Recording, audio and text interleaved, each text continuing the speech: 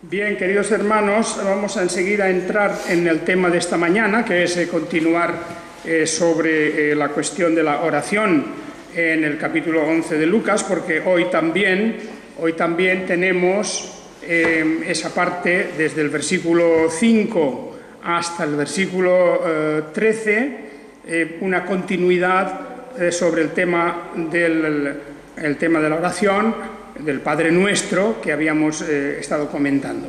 Pero antes de eso, quería decir unas palabras, porque en algunas conversaciones que he tenido con algunos de vosotros aquí y también con hermanos en Tenerife, cuando hace algún tiempo comenté sobre el tema de la oración, cómo se debe orar y a quién se debe orar. Y veíamos que una de las cosas que dije es que la oración se puede dirigir al Padre, como tenemos en ese modelo de oración, pero que también se puede dirigir al Hijo, a nuestro Señor Jesucristo. Y algunos de vosotros, yo sé que habíais escuchado enseñanzas de diversas formas y diferentes en esto, porque algunas iglesias dicen que no se puede dirigir la oración al Hijo. Yo creo que este tema es un tema que bueno, es interesante que lo explique un poquito. Quería leeros unas palabras de Juan Calvino en la Institución, en el capítulo 1 libro 1 y capítulo 13. El libro 1, capítulo 13 de Calvino, que es un capítulo que se dedica a hablar sobre la divinidad de Jesucristo, con varios apartados. La divinidad de Jesucristo, que es mostrada por las obras, mostradas por los milagros, mostrada por el tratamiento que los apóstoles le dedican a él, similar al que dedican al Padre, etcétera, las manifestaciones. Pero dentro de ese capítulo sobre la divinidad de Jesús y luego del Espíritu Santo, dice el homenaje de la oración le es debido. Ese es el titular del encabezamiento de una sección.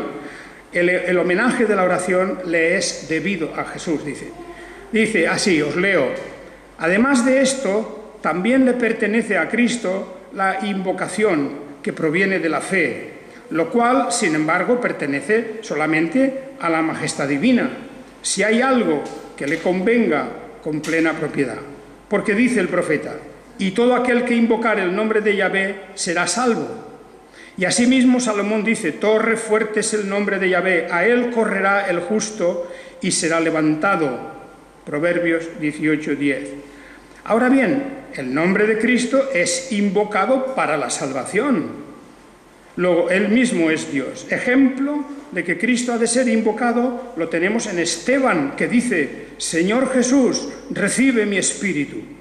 Hechos 7:59. Y después, en toda la iglesia cristiana, según lo atestigua Ananías en el mismo libro, Hechos: Señor, he oído de muchos acerca de este hombre, cuántos males ha hecho a tus santos. Y para que se entienda más claramente que toda la plenitud de la divinidad habita corporalmente en Cristo, Colosenses 2:9, el apóstol afirma que él no quiso saber entre los corintios, el apóstol no quiso saber entre los corintios otra doctrina sino conocer a Cristo, y que no se predicó otra cosa ninguna sino a Cristo solo. ¿Qué cosa es esta tan grande de no predicar otra a los fieles sino a Jesucristo, a los cuales les prohíbe que se gloríen en otro nombre que el suyo? ¿Quién se atreverá a decir que Cristo es una mera criatura cuando su conocimiento es nuestra única gloria? Tampoco carece de importancia que el apóstol San Pablo, en los saludos que acostumbra a poner al principio de sus cartas, pida los mismos beneficios a Jesucristo que los que pide al Padre, con lo cual nos enseña que no solamente alcanzamos del Padre los beneficios por su intercesión y medio, sino que también el mismo Hijo es el autor de ellos por tener la misma potencia que su Padre. Esto, que se funda en la práctica y en la experiencia, es mucho más cierto y firme que todas las ociosas especulaciones porque el alma fiel conoce sin duda posible y, por así decirlo, toca con la mano la presencia de Dios cuando se siente vivificada, iluminada, justificada y santificada.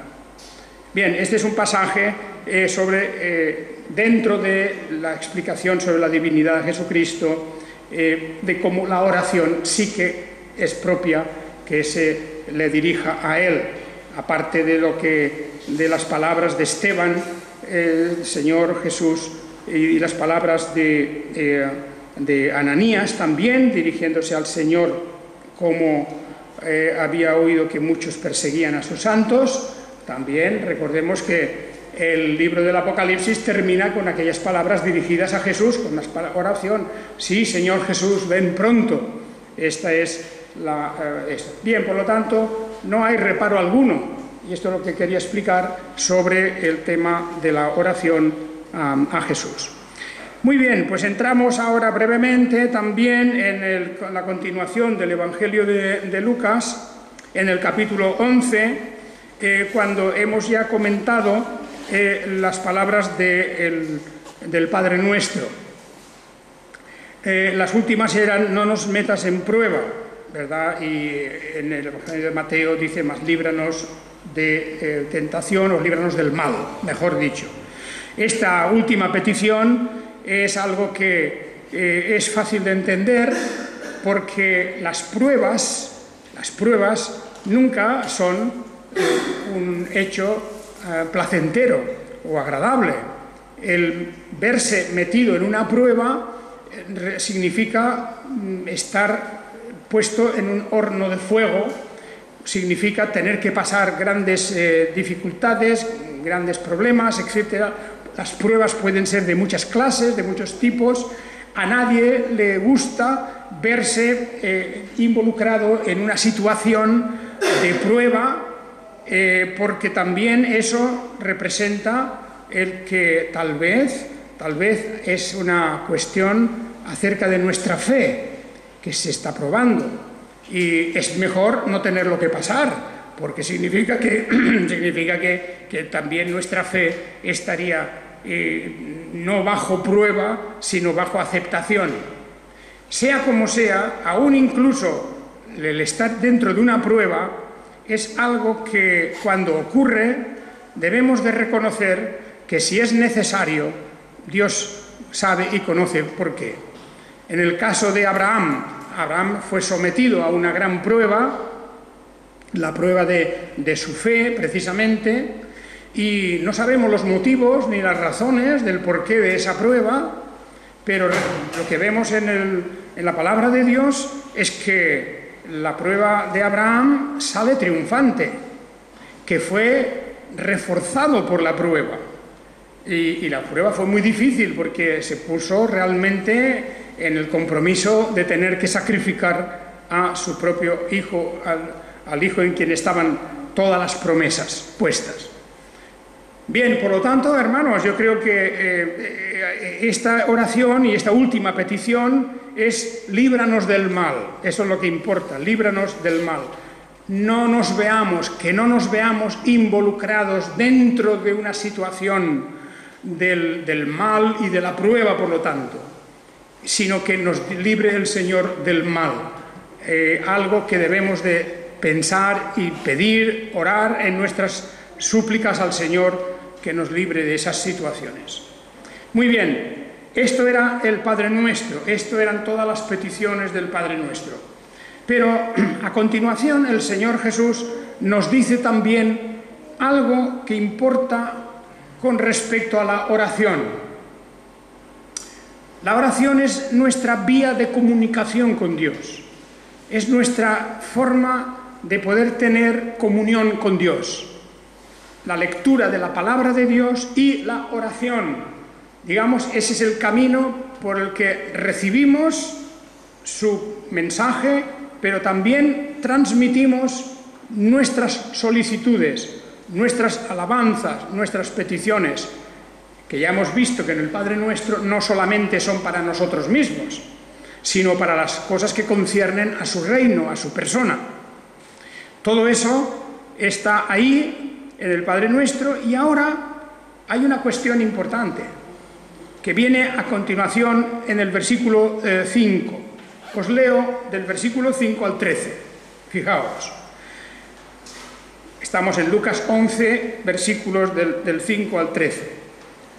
También les dijo: ¿quién de vosotros tiene un amigo y va a él a medianoche y le dice: amigo, préstame 3 panes, porque un amigo ha llegado a mí de viaje y no tengo qué poner delante de él?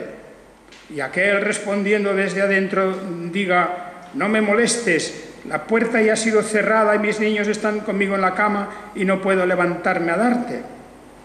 Os digo que aunque no se levante para darle por ser su amigo, por su importunidad se levantará y le dará cuantos necesite, los panes que necesite. Y yo os digo: pedid y se os dará, buscad y hallaréis, llamad a la puerta y se os abrirá, porque todo el que pide recibe, y el que busca halla, y al que llama a la puerta se le abre. ¿Y a cuál de vosotros, como padre, si su hijo le pide un pescado, le dará en lugar de un pescado una serpiente? Si le pide un huevo, le dará un escorpión. Pues si vosotros, siendo malos, sabéis dar buenas dádivas a vuestros hijos, cuánto más el Padre Celestial dará el Espíritu Santo a los que se lo pidan. Muy bien, vamos a decir unas cuantas cosas sobre este pasaje, porque es fundamental para el tema de la oración. Lo que podemos ver aquí es que la oración no solamente requiere o necesita unas determinadas formas, como nos guía el Padre Nuestro, sino que también necesita de perseverancia, continuidad.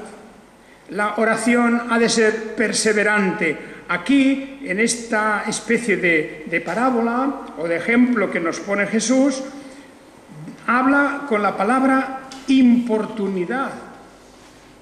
Dice, ¿cómo es que no se levantará por su importunidad? Aunque no se levante para darle por ser su amigo, por su importunidad se levantará y le dará cuantos necesite.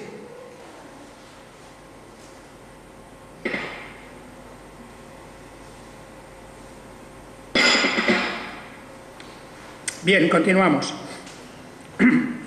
De manera que no por ser el amigo, sino por la importunidad, es decir, la insistencia. La insistencia. Y eso es una cosa fundamental en la oración.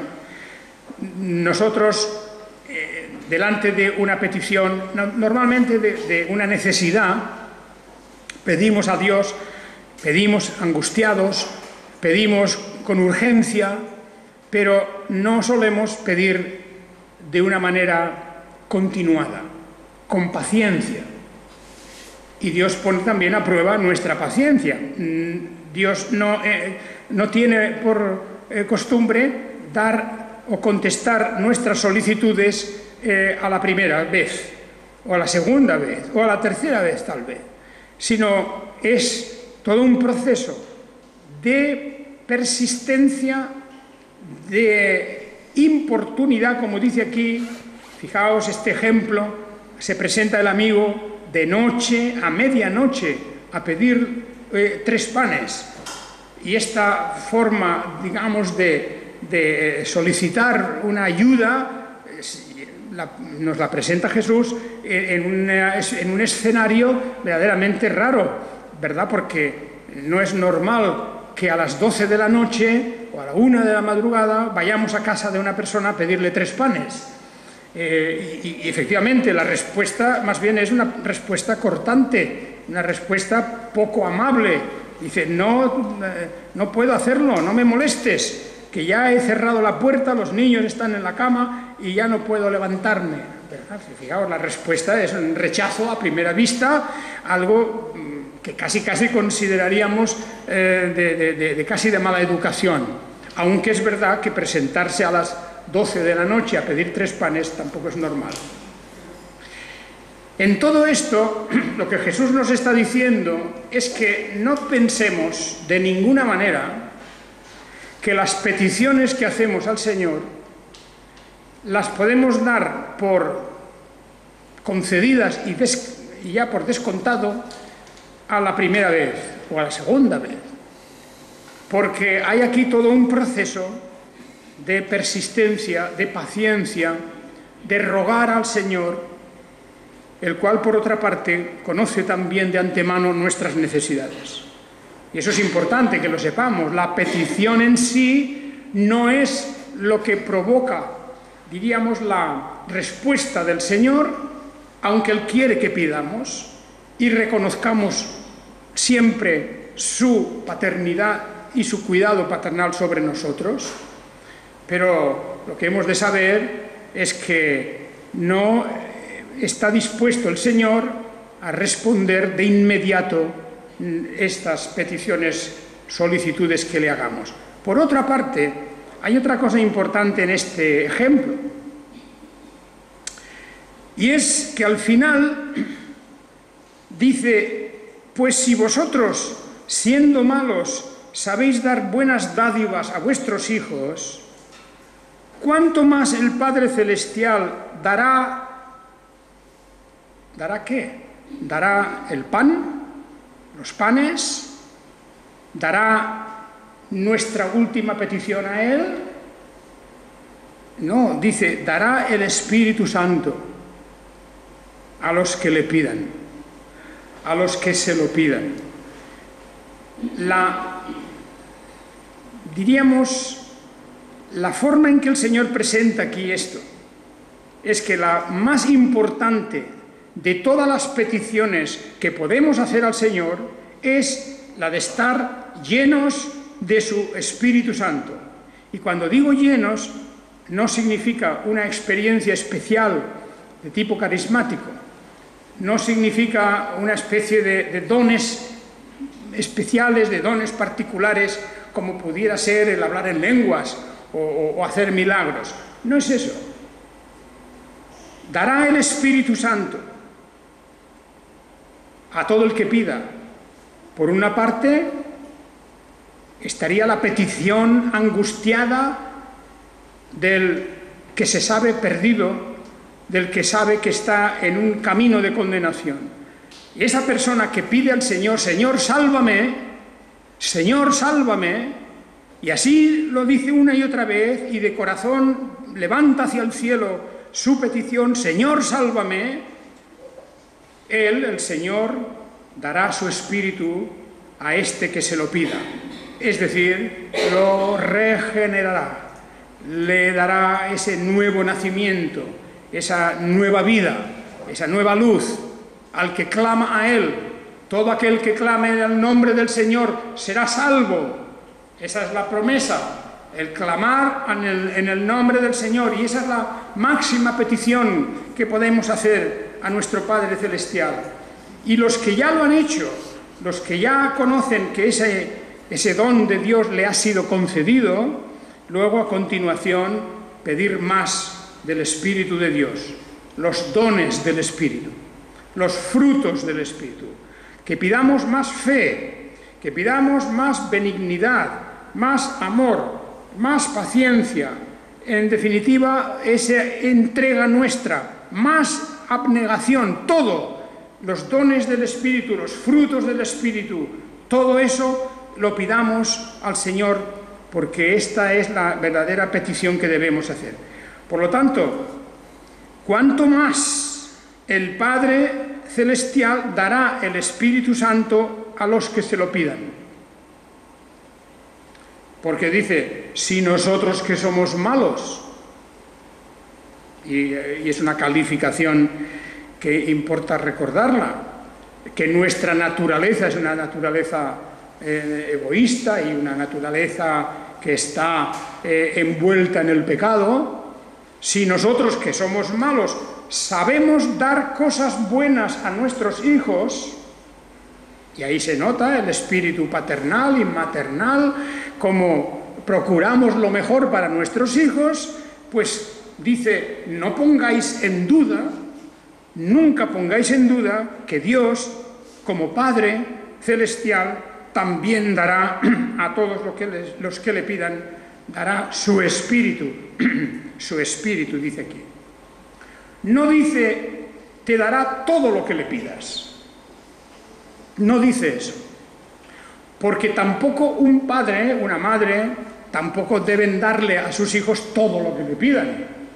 Pues indudablemente que no. Un niño pequeño puede pedir cosas que los padres han de tener la sabiduría de decir, pues no, hijo mío, esto no te conviene, no es para ti, no, etcétera, la explicación que sea. Bueno, sobre ese tema podríamos hablar mucho, porque la tendencia hoy de los padres, los que no tienen sabiduría, es de darles a los hijos lo que sea. Pero en general yo creo, y sobre todo padres cristianos, ya deben saber que no podemos darles a nuestros hijos todo lo que nos pidan. De la misma manera, Dios tampoco nos da todo lo que le pedimos. No pensemos, porque nosotros debemos tener clara una cosa, y es que Dios actúa como el Padre Celestial lleno de sabiduría y nos da todo aquello que sea bueno para nuestro crecimiento espiritual, para nuestra salvación, para nuestro servicio en su causa. Y siempre, por lo tanto, en nuestras oraciones, nosotros no olvidemos cómo empieza el Padre Nuestro. Hágase tu voluntad. Esa es la cuestión. Hágase tu voluntad. Y eso, en la versión que nos da Mateo, es muy claro, ¿verdad? Como en el cielo, también en la tierra. De manera que nosotros queremos que la voluntad divina se cumpla aquí. De antemano no sabemos nosotros, no conocemos la voluntad de Dios. De manera que si yo pido una cosa muy concreta al Señor, si yo pido una cosa muy, muy específica al Señor, y insisto, e insisto, e insisto, y no llega, esa cosa no llega a mis manos, que puede ser de cosas diversas, de muy diferentes categorías. Yo puedo pedir muchas cosas, pueden pasar por mi mente mis necesidades, mis deseos, y entonces podría ponerlos en oración delante de Dios e insistir en ellos. Pero yo no sé si eso está dentro de la voluntad de Dios. Y por eso siempre debemos pedirlo, si es tu voluntad, si es tu voluntad. Eso no es dudar de Dios, no es cuestión de poca fe, al contrario, es someternos en obediencia al camino que Dios quiere que sigamos en la oración. Oraremos, pediremos, pero Dios nos dice siempre y cuando eso sea de acuerdo con mi voluntad. Hay oraciones y peticiones que en la Biblia, a lo largo de la Biblia, se pueden ver que unas que son contestadas, pero otras que no son contestadas. Eso hemos de tenerlo en cuenta. David, por ejemplo, tenía el empeño, el deseo, y así lo expresó muchas veces, de construir el templo a Dios, del Señor. Esa era su gran, diríamos, su gran anhelo, ese era su gran deseo, construir el templo. Y podemos imaginarnos cuánta ilusión, cuántos deseos tenía él de hacer esa labor. Y cuántas veces debió de orar y pedir para que todo se arreglara y pudiera construir el templo, el gran sueño de su vida. Eso era lo más importante que él tenía, el proyecto más importante, central en su vida. Y sin embargo, ese proyecto y ese deseo no se cumplió. Y no era mala cosa, era una cosa muy digna, era una cosa de honrar a Dios. Pero Dios dijo, no, tú no construirás mi casa, la casa, el templo de Dios. Tú no lo construirás. Será tu hijo, Salomón. Y el motivo que le da es de que David tenía sus manos con demasiada sangre en sus luchas, en sus batallas, en todos los problemas internos domésticos que tuvo en su propia casa. Demasiada sangre, y Dios no quiso que él fuera el constructor. De manera que no era la voluntad de Dios, y sus oraciones y su petición no se vieron contestadas. Y podríamos mencionar tantos otros casos.